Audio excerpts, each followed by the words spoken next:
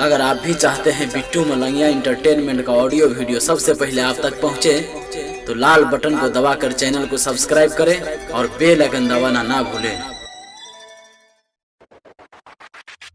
Music director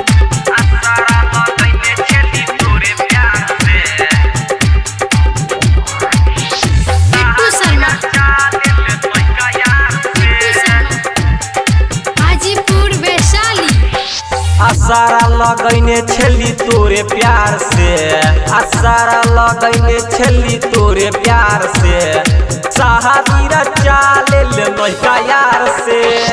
आसारा लगैने छली तोरे प्यार से, आसारा लगैने छली तोरे प्यार से, शादी चाले ले नैका यार से।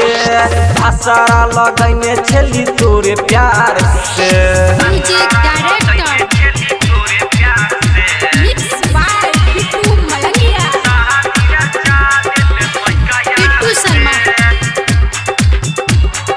शादी के हम देखने छली सपना, तैयो ने तू हमर भेल के अपना। हाजीपुर वैशाली।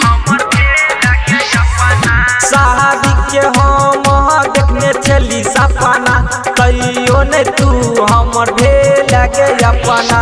हमारा हमर दिल कौन वार से, हमारा हमर दिल कौन वार से, शादी चाले लैका यार से।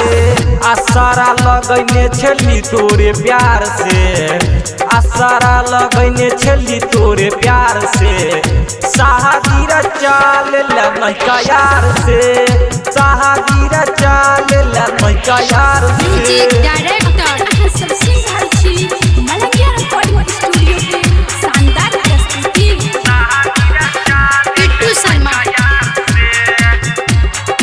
गायक पूनू से प्यार तू केलही, रहबन यादव से शादी रचलही।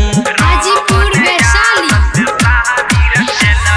यादव पूनू से प्यार तू केलही, बिट्टू मलंगिया से शादी रचलही। वहार तू केला कौन औजार से, वहार तू केला कौन औजार से, शादी चाले लैका यार से। आसारा लगने छली तोरे प्यार से, आसारा लगने छली तोरे प्यार से, शादी चाले लैका यार से।